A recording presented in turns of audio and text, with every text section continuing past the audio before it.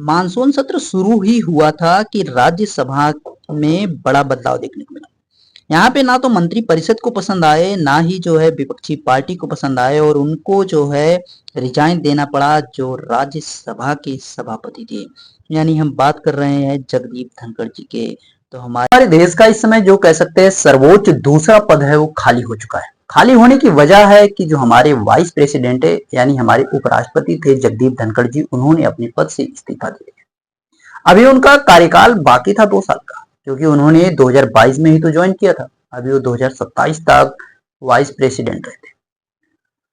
कह सकते हैं जो एक रीजन दिया गया, जो एक बताया गया कि किस वजह से आप रिजाइन दे रहे हैं, जो लेटर लिखा गया प्रेसिडेंट को, और जो कह सकते हैं ना कि राज्यसभा का उपसभापति था, क्योंकि जो उपराष्ट्रपति होता है वही तो सभापति होता है। तो उपसभापति को हरिवंश नारायण जो है, उनको जो है लेटर में जो लिखा गया वो ये लिखा गया है कि भाई मेरा स्वास्थ्य खराब है और मैं उस पर ध्यान नहीं दे पा रहा हूं, तो इस वजह से मैं जो है रिजाइन कर। बट रीजन कुछ और है। अभी तक हम हर जगह पे देखते थे कि यहाँ पे भी राजनीति, यहाँ पे भी राजनीति, यहाँ पे भी राजनीति, हर जगह राजनीति होगी, लेकिन इस बार राजनीति में ही राजनीति हो गई। मतलब समझे नहीं? हुआ क्या है कि वाइस प्रेसिडेंट जो हमारे थे वो कई मामलों में अपनी कह सकते हैं ना कि दखल दे चुके थे, जो सरकार यानी जो हमारी गवर्नमेंट सेंट्रल वाली है उसको पसंद नहीं है।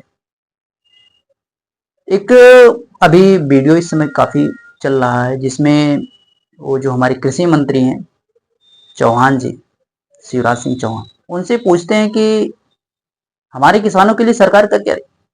जब सरकार नहीं आई थी मेरे ज्वाइन करने से पहले, जब मैं राज्यपाल था बंगाल का, तब भी सरकार यही वादे करती थी कि हम किसानों की आय को बढ़ाने वाले हैं, किसानों की आय को बढ़ाएंगे, बहुत सारे काम करेंगे।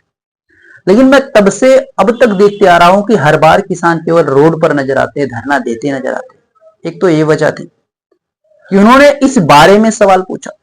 मतलब सरकार से अगर आप सही पूछोगे तो गलत होता है ना, ये आपको भी पता है, क्योंकि आज के समय में आप जान चुके हैं कि सरकार से सही सवाल पूछना गलत बात है। दूसरा, उन्होंने जो है जस्टिस वर्मा वाले केस में भी अपने आप को उलझा लिया था, और कई केसों में ऐसा हुआ कि उन्होंने ये बोल दिया कि जो हमारी संसद है वो अपने आप को सुप्रीम कोर्ट से भी ऊपर समझने लगी। संसद जो है सोचती है कि संविधान सब कुछ हमारे लिए ही है, संविधान में जो लिखा गया वो सब हमारे। कई सारे और कारण हैं, बाकी जो मेन कारण निकल करके आया उन्होंने कह सकते हैं ना कि जो सरकार की नीतियां थी उसमें सहयोग नहीं दिया कि भैया चुपचाप तुम अपना काम करो, हम जो कर रहे हैं हमें करने दो, ऐसा उन्होंने नहीं किया, और इसी वजह से उन्हें अपने पद से इस्तीफा देना पड़ा।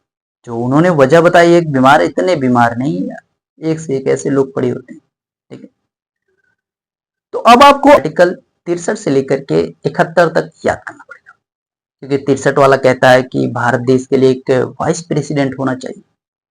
प्रेसिडेंट जो 64 है उसमें कहता है कि राज्यसभा का हो, सभापतियों का।